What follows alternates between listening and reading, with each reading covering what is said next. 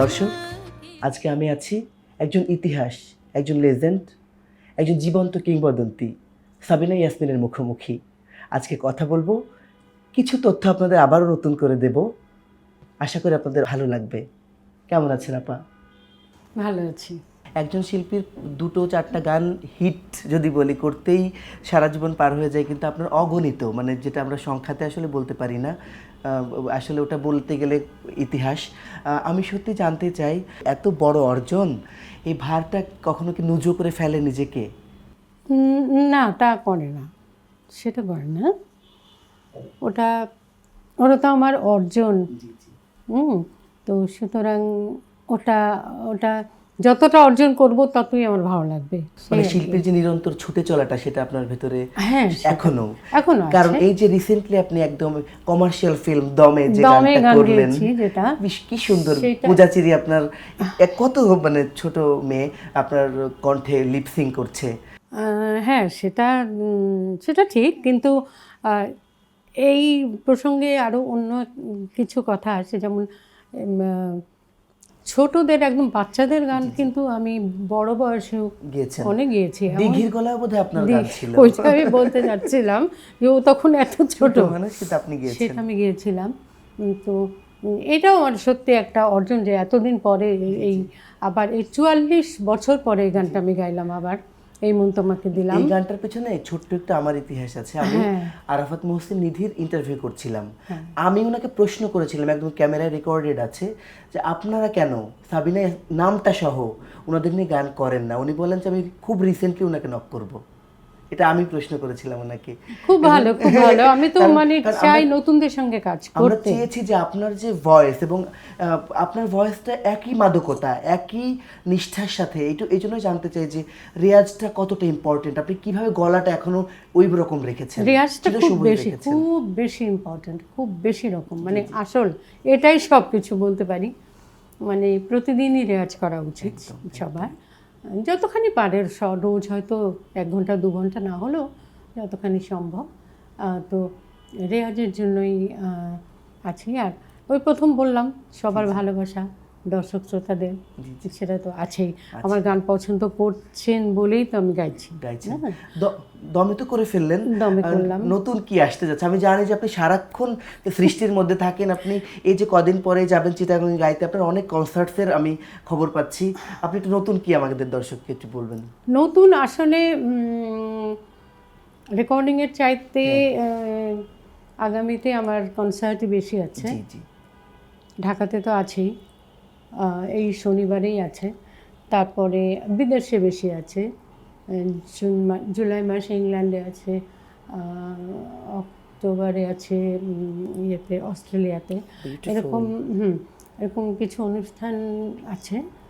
আর গান রেকর্ডিং আমি এখনও, ফিল্মের গানের কথা এখনও আমাকে কেউ বলেনি, তবে আমি নতুনদের সঙ্গে গান গাইতে, মানে তাদের সুরে তাদের কথায় গান গাইতে আমি খুব ইন্টারেস্টেড। এটা কিন্তু একটা বার্তা, কারণ অনেকে মনে করে যে ওনার কাছে যাব গান নিয়ে, এই যে ভয়টা, সংকোচটা, এটা আপনি কিন্তু ভেঙে দিলেন যে না, আমি ওপেন টু অল, তোমরা আসো, ভালো গান দাও, ভালো সুর দাও, আমি করব। হ্যাঁ, আর অনেক ভালো ভালো কাজ করছে তো নতুন ছেলেমেয়েরা, খুব ভালো করছে। সবাই ভালো গাক, এটা চাই। একদম। আরও শিল্পী আসুক আমাদের দেশে, অনেক শিল্পী হোক, আমাদের পরে যেন আরও ভালো ভালো শিল্পী আসে, এটা চাই। আপনি যখন তুঙ্গে, এখনো তুঙ্গে, কিন্তু ওই সময় তো আসলেই প্রতিদিনের ব্যস্ততা, রেকর্ডিং, একটা জটিল অসুখ তো আপনাকে ভর করেছিল, সারা বাংলাদেশের মানুষ জানে, এবং যেভাবে আপনার জন্য দোয়া করেছে ওটা বিরল ছিল আসলে। আপনি সেটা বলেছেন ইন্টারভিউতেও যে আমি কৃতজ্ঞ। ওই অসুখটাকে কোনোভাবে আপনার ক্যারিয়ারে একটু হলেও নেতিবাচকতা এনে দিয়েছিল? একটু ব্রেক, বা এই যে মাঝে মাঝেই যে আবার যেতে হচ্ছে একটু ইয়ে করার জন্য, আপনাকে চিকিৎসার জন্য, এটা কি মনে হয় আপনার? না, সেরকম ব্রেক বলতে যা বোঝায় তা হয়নি, তবে সেই সময়টাতে তো অনেক মানে কনসার্ট করতে পারিনি, রেকর্ডিং করতে পারিনি, এগুলো ছিল। কিন্তু তারপরে আমি যখন সুস্থ হয়ে ফিরলাম, তারপর থেকে তো আবার পুরোদমে কাজ করা হ্যাঁ, কাজ করছি। আর মাঝে মধ্যে যাচ্ছি, ফলো আপে যাচ্ছি, চেক আপে যাচ্ছি। রিসেন্টলি আমি দেখছিলাম যে আপনি খুব ইমোশনাল হয়ে গেলেন আশা ভোসলে মারা যাওয়ার পরে।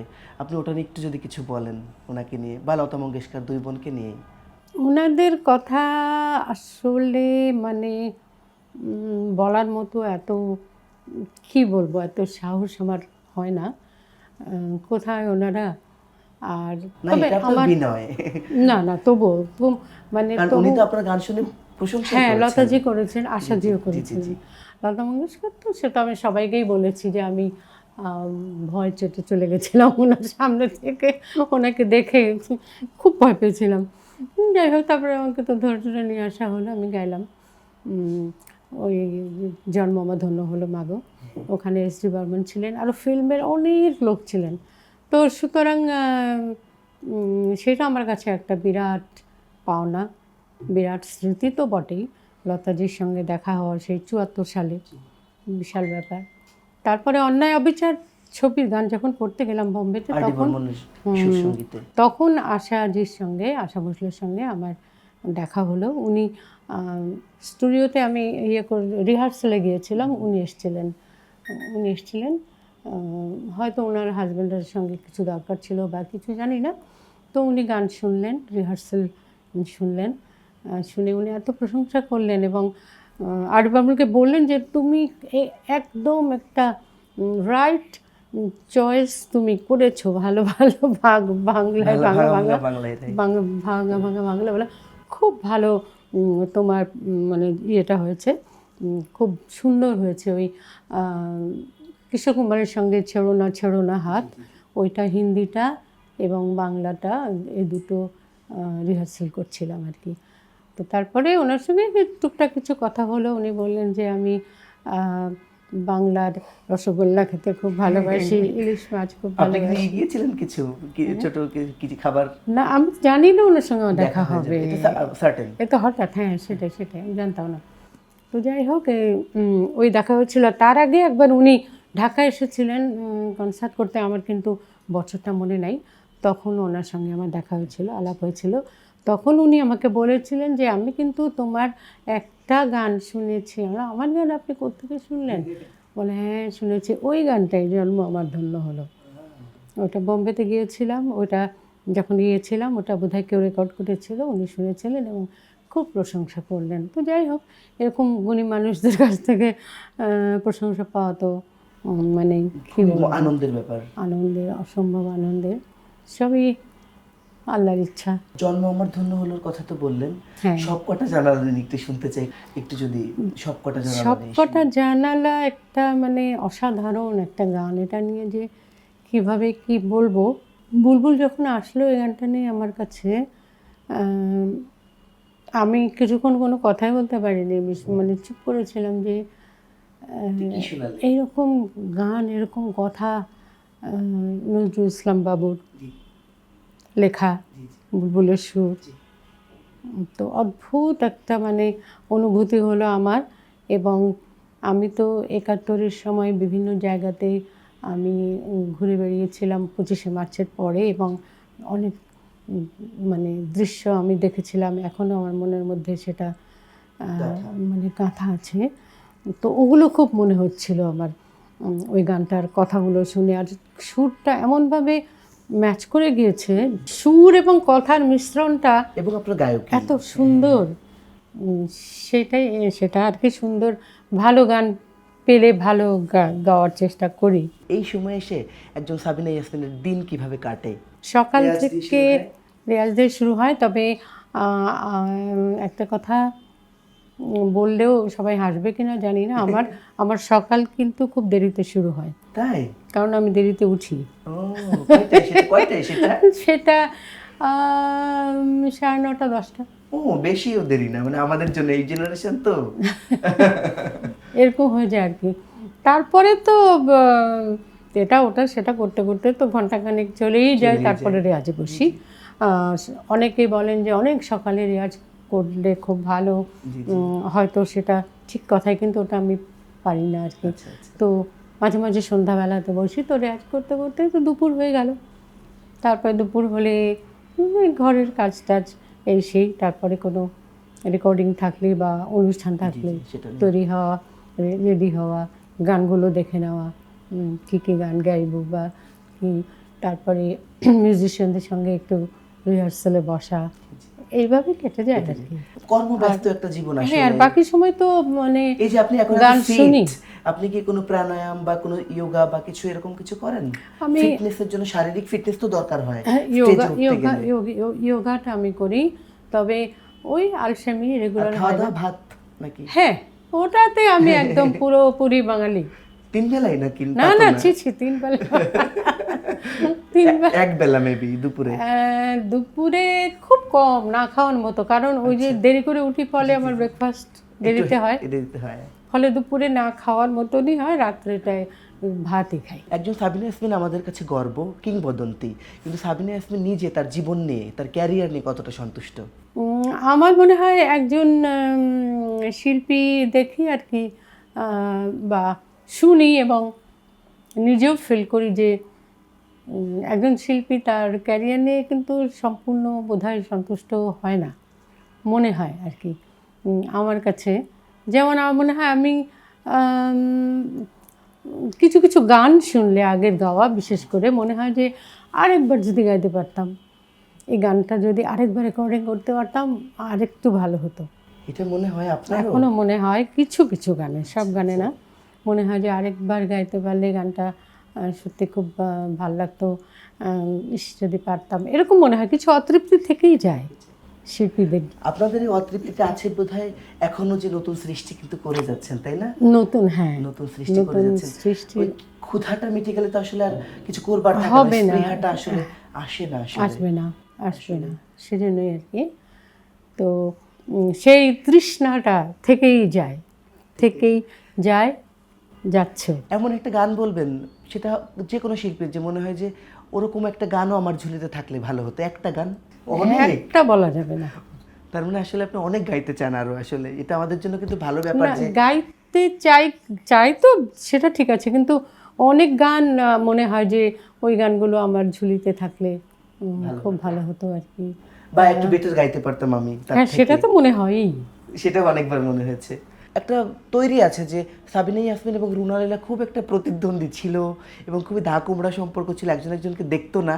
পরবর্তীতে আপনাকে আমরা অনেক স্টেজে দেখেছি, একসাথে বিচার কাজ করেছেন, তা আসলে কি কখনোই একটু কিছু ছিল? কিচ্ছু ছিল না, কারোর তরফ থেকেই ছিল না। আচ্ছা, ওর দিক থেকেও ছিল না, আমার দিক থেকেও ছিল না। এগুলো মানুষের বানানো, মানুষে মজা করেছে। পত্রিকা লিখতো এগুলা? হ্যাঁ, পত্রিকা বেশি কাটতে হবে, বেশি চলবে, এসব নানান আর কি। আমাদের কোনো ইয়ে ছিল না আমাদের মধ্যে। কখনো নায়িকা হতে ইচ্ছে করেছে, যে গানের পাশাপাশি একটু নায়িকা হই? নায়িকা হওয়ার মতন আমার যোগ্যতা আছে নাকি যে নায়িকা হব?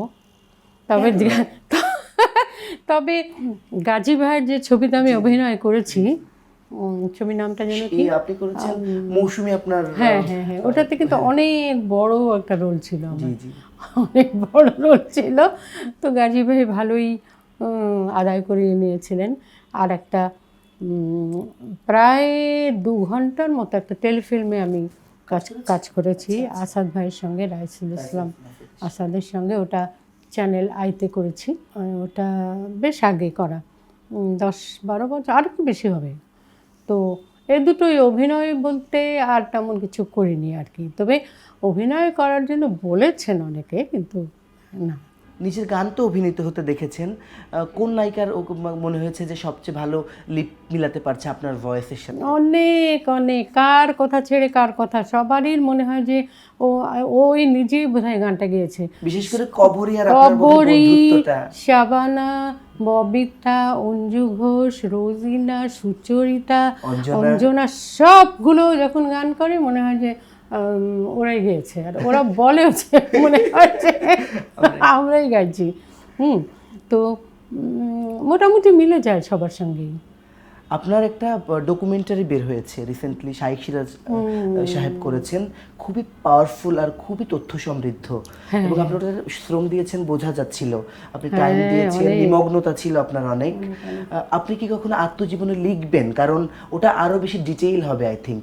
আত্মজীবনী আমার লেখার এত ইচ্ছা ছিল, কিন্তু আমি নিজে তো সেভাবে লিখতে পারি না, মানে সময়ও পারি না, লেখাটাও আমার খুব বেশি একটা হয়ে ওঠে না। এমন যদি হয় যে আমি বলছি কাউকে কেউ লিখছে, তাহলে আমার খুব ভালো সেই লাগে। দায়িত্বটা আমি নিতে পারি যদি আমাকে পছন্দ হয় আপনার। আচ্ছা ঠিক আছে, আমার মাথায় থাকলো, আমার খুব ভালো। যখন দেশের বাইরে ওই অডিয়েন্সের সামনে শো করেন, লাইটস পড়ছে, আপনি যাচ্ছেন, কি অনুভূতি হয়? আর মানে একটু স্পেশাল কিনা মানে বাংলাদেশের শো করার থেকেও? আসলে মনে হয় কি, যখনই আমি বিদেশে শো করি, আমার মনে হয় যে আমি বাংলাদেশেই আছি। আচ্ছা আচ্ছা। মনে হয় যে এটা এক টুকরো বাংলাদেশ তো অবশ্যই। এবং বাংলাদেশের সব মানুষ, এখন আমরা সব বাংলাদেশে আছি, কারণ সবাই বাংলা তো বলছি। আর আমার গানগুলো এত বেশি, ওরা মানে আমাকে রিকোয়েস্ট করছে এমন এমন গান যে আমি নিজেই ভুলে গেছি। হয়তো আপনি ওইটা রাখেননি প্লে লিস্টে। হ্যাঁ, রাখিনি তো। এবং যখন হলে ঢুকছি তখনই আমার কাছে এত কাগজ ধরিয়ে দিচ্ছে, লেখা লেখা এই গান এই গান এই গান এই গান, এগুলো গাইতে হবে এরকম। তো সুতরাং আমার খুব ভাল লাগে, আমি ওদেরকে মানে এত সম্মান করি, শ্রদ্ধা করি।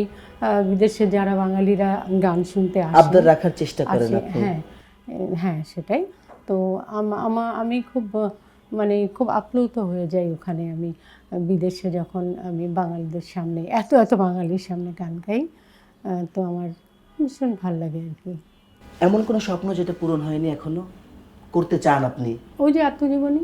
আত্মজীবনী তো আমি ভালো একটা ব্যাপার আপনাকে আরেকটু কি বলবো উস্কানিও দিয়ে গেলাম বটে, যে আপনি একটু কাজটা করা শুরু করেন, তাহলে নতুন জেনারেশন আসলে অনেক জানবার আছে আপনার কাছে। কারণ আপনি একটা বললাম তো যে আপনি নিজে একটা ইতিহাস, আর অনেক ইতিহাসের সাথে জড়িত, যেটা আপনি চোখের সামনে দেখেছেন। আসলে আসলে অনেক অনেক অনেক, বিশেষ করে প্রতিটা মিউজিক ডিরেক্টরের এক একজন এক এক রকম, এক এক মানে প্রত্যেকের ব্যাপার এতই আলাদা, এত মানে সবাইকে নিয়ে এত কিছু বলার আছে। এবং গীতিকারও আছেন, তো নাম করা বড় বড় সব গীতিকার এসব তো আছে। এবং সারা পৃথিবীতে বিভিন্ন রকমের ঘটনা আছে গান নিয়ে। তারপরে আরও অনেক রকম অনেক মজার ঘটনা আছে, অনেক নানান ধরনের ঘটনা, অনেক কিছু আছে আর কি। মানে fan girl, fan boys moments আছে আপনার। হ্যাঁ, তারপরে ছোট থেকে বড় হওয়া, কিভাবে কি হলো না হলো। এটা মিউজিক পরিবারে একেবারে এই পর্যায়ে আপনার পুরো পরিবারই তো। বড় বোনের কথা তো বলতেই হয় আলাদা করে, দুলা ভাইয়ের কথা বলতে হয় আলাদা করে, খানা এই তো বড় বোন, ওই যে ছবি এখানে, যে বড় বোন তালাত মাহমুদের সাথে, এগুলো একটু আপনি। তালাত মাহমুদের সাথে কিন্তু। ও তাই? এমন কোনো পুরুষ কণ্ঠ আছে যেটা শুনে মনে হচ্ছিল ওনার সাথে ডুয়েট গান গাইতে চাই? আমার বাংলাদেশে তো সবার সাথে গিয়ে ফেলেছেন। না, আমি গিয়েছি কিন্তু কিশোর কুমারের সাথে তো গিয়েছেন। কিশোর কুমারের সঙ্গে গিয়েছি, যার সঙ্গে আমি মান্নাদের সঙ্গে গাইনি। আমি যার সঙ্গে মানে খুব বেশি খুশি হয়েছে গিয়ে, তিনি হচ্ছেন মেহেদী হাসান, আমার খুব প্রিয় শিল্পী।